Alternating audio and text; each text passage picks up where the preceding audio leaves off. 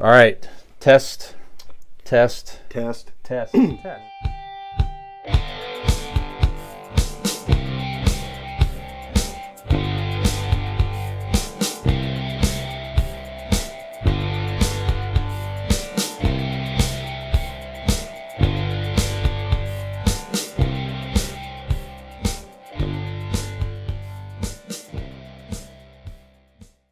Well, obviously, we talked about Indiana Jones. We enjoyed the movie. A lot of fun. We recommend you go see it.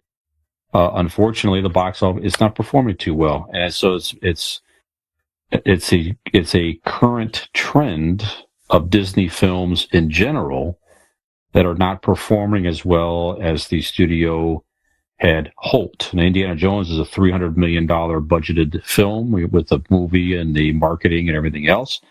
I think it was like just over 100 some million so far. So it's definitely not performing as well as Disney would like. Some of the other recent movies out there by Disney are also not performing as well. Ant-Man Quantumania did not perform as well. The new Pixar movie Elemental is not doing so hot either. Not so hot. Yeah. Did you mean to do that? Yeah, when I said that, I'm like, hey, it was a good pun. Yeah. Nice pun, Brian. Okay. That's right. Go ahead. I don't know where you're getting your stats. You're supposed to be the stat man. The number one movie this year so far is Super Mario Bros. So that's outside of Disney. But the next 1, 2, Guardians. 3. Yeah, there've been a lot of them. Yeah, Guardians of the Galaxy is the next. Black Panther. Spider-Man Across the Universe is number 4. Which is Little Mermaid. Well, is after Spider-Man that. is not Disney. Yeah. Go Okay, yeah, I guess that's Sony. But still, Ant-Man Quantum Manium is 6. Oh, that's fine. Well, but I'm saying is even though there might be, they're not performing as well as Disney had been performing in the past. Is the point? So Punish him, Brian. He dared question the statman. Punish him. No, that's all right. So, punish me. Punish him. Punish me. Guardians of the Galaxy 3 did well, so that's at 835 million recently. But it says, this is from Variety.com, by the way, so the Disney won't have a movie that reaches 1 billion since 2014, except for the pandemic years 20 and 21. So, what was that movie in 2014? I don't know. Maybe it was, I don't know. Maybe it was an Avengers movie or something. I don't know what it says here. So again, a lot of theories with that. A couple of things that this article happens to mention here are, worldwide, it's just a different environment. So, sure. China is not, we don't have as good relations with China here in the U.S., so that's kind of impacting the movies that are shown over there. Obviously, you have the Russian, the war in Ukraine, so we've just stopped distributing all big movies to Russia. So yeah, right. Globally, it's a different down. environment. So there's definitely reasons for it, but also it's just obviously there's other factors as well. Are the movies not as good? Or is it just the changing environment of people going to the movies in general? Certainly, some people maybe went to the movies a lot pre-pandemic and post-pandemic. Some people might be more worried about the public, and or it's just you know what, I'll just wait around for the streaming. And the streaming environment's definitely been an impact as well, where I want to see it, but I don't need to go to the theater. Living room. That's right. So what do you guys think about some of these factors here? I mean, what do you think are some of the reasons why a huge studio like Disney is not performing as well? Is it just the movie quality themselves? Is it the environment? Is it other things, or some combination of a few things? Nick, what do you think? I think it's a little bit of everything. So what Dean said there at the end there, though, I had every intention on going to see The Flash in the theater, but when I found out how quickly it was going to stream, I'm like, I don't need to see it that bad in the theater. Like, I'll wait. Right. You know what I mean? And it's not. So it's a little bit of that. Certainly, like you said, just the lay of the land globally has changed. Things are always changing and things are always different. So it could be a little bit of that. Could be also people being leery. Also, now I'm dipping into like Marvel centric here. you hit a golden age back when Marvel was doing what they were doing for Disney with Iron Man, Thor, Captain America, and like all these Avenger movies, and then them all coming together.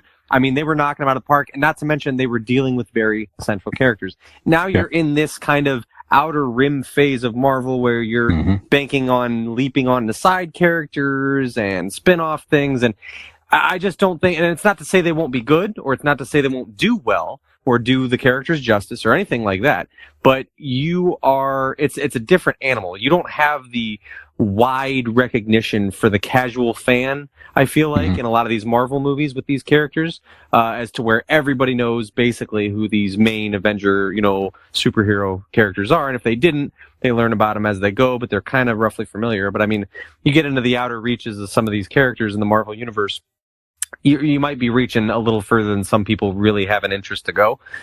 That's just talking about Marvel, though.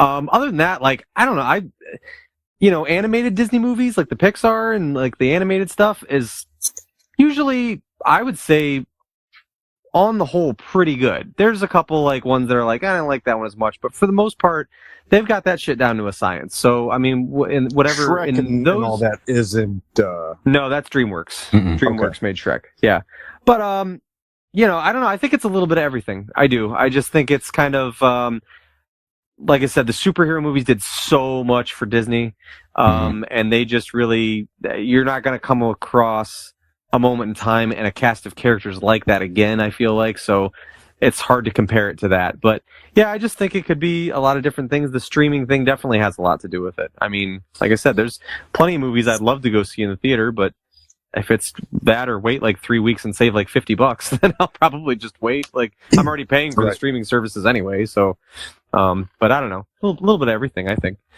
But good points, Dean. What do you think?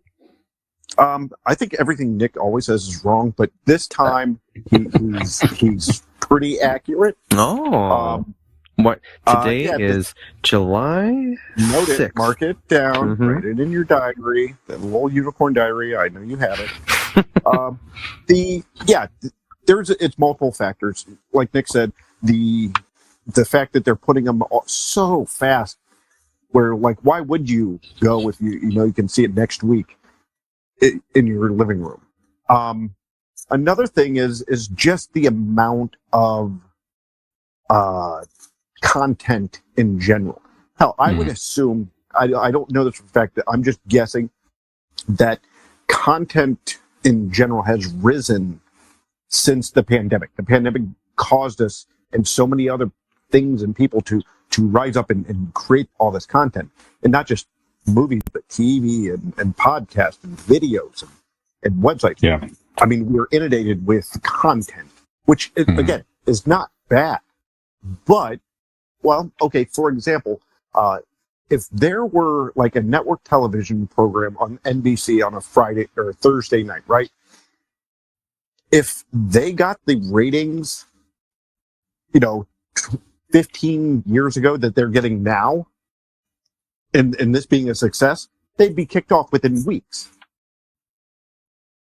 The ratings are down in general throughout everything because it's spreading out. You don't have, the pot's widening. Everybody's got a little bit of taste of everything. So I think for doing the numbers that they're doing, I think they're doing just fine. It's just, if you expect 20 years ago numbers, it's going to be disappointing. There's so much more out there. We don't live 20 years ago. We live now. There's a lot more to deal with. No, you're right. I mean, I agree with everything you guys are saying. A lot of factors there. So, yeah, Nick, that's one of the first things that popped in my mind too, was the whole Marvel franchise in the sense of it's just the biggest movie you have now is Guardians 3, and it did well. But I don't know. And even that's a franchise that people are attached to from, when did the first one come out? 2015, 2016, something like that maybe. Yeah. So I mean, you're reaching back to the time when that was all hitting. So this is kind of a residual, even. Well, from what you had said earlier, Brian, Indiana Jones and the Dial of Destiny, for that it's only been out a week, is in 17th place for the year. So That's not bad. It's just not getting the numbers they want. Right. I want all the money, but no, here's a good amount of it. No, I want all of it. I want a Bugatti, but my CRV will do just fine until then. Exactly. Well, It's they have to just restructure greed some of the. upon greed. That's certainly a part of it too. You're right. I mean, they have to probably rethink some of this stuff, and and how much things are marketed. Or I mean, Indiana Jones is one, for example, where I'm going to go see it or not. Whatever I don't need to see a bunch of trailers for that. I'm a fan. I'm going to go see the movie. Your trailers mean nothing to me. Is that really going to attract? You're not getting fringe a fans. Yeah, probably not. Nobody's going to go, what? What is this Indiana Jones? I think I'll check out the fifth and final movie first. Let's go to the theater now. Exactly. So I don't know. I think it's going to be hurt for a while. They're going to need to do something. Again, what is hurt new. though? It's still making billions of dollars. All these studios. I'm just saying, it's just not what they want. From the projections. Disney, yes. If I'm a Disney executive, if that's the type of money I'm looking for. But you're not be greedy, you bitch. But something will have to change. All these retread remakes of their prior animated movies. Okay, I think people are getting maybe a little tired of some of those. The last Star Wars movies, as we know, were very not the best. They're going to have to really, hopefully the new movies will do better than there. Like you say, that it's the more fringe Marvel characters and stuff like that. They're going to have to try to come up with something new and original, maybe create some type of a new, exciting, fresh content to maybe surge the numbers up again. I don't know. I saw a tweet the other day, or it could have been a thread. I don't know. We'll talk about that later. No, somebody wrote, and it's a brilliant idea. I never really thought of it this way. Is that there are these studios out there making all these remakes of all these great movies? Why don't you remake a movie that did shitty and make it good? That had potential? Go back and remake one of those and make it good. Yeah. I agree. I mean, I saw they're going to remake like It's a Wonderful Life. It's like, why the fuck would you want to try to remake it? So come on, man. Yeah, that's like trying to remake Howard the Duck. You don't fuck with a masterpiece. So maybe they could do that one well. I don't know. All right, so a lot of factors that Disney's down. Did the Duck give you a boner? Gave me a boner. You bring that up alarmingly often on this podcast, actually. Yeah. Did I get a boner during Howard the Duck? I was watching. First of all, Leah Thompson. I mean, should give anybody a boner. I was watching Back to the Future the other day, and first of all, there's a lot of plot holes in that, and that's one that's like I'm glad that they didn't try to remake, because that really seems like in the wheelhouse of something Hollywood would try to reproduce. But it's a lot of creepiness, and I'm like, even she's supposed to be like the dude's mom, but she gave me a boner in Howard Duck. She gave me a boner in Back to the Future. I mean, really not much Leah Thompson wouldn't give me a boner in, besides real life. Not her looks. That sounded bad, actually. Meaning she wouldn't. Anyways, that's all right. This was a valuable use of our time. Thank you, Dean. Yeah, now back to Brian. Yeah. All right. Well, this has been Leah Thompson Gives Dean a Boner segment every week. I'm glad we did this. Dean talks about a movie or something he saw Leah Thompson. Look, I wrote all this. It's clearly it's been thought about for weeks. That's what your show prep looks like? She asked about Leah Thompson giving me a boner. Here's a couple doodles. Here's some things I drew of how things might go. That's right. That's a picture of Leah Thompson and your boner. That's weird. Zennial Dean, Gen X Brian, Millennial Nick.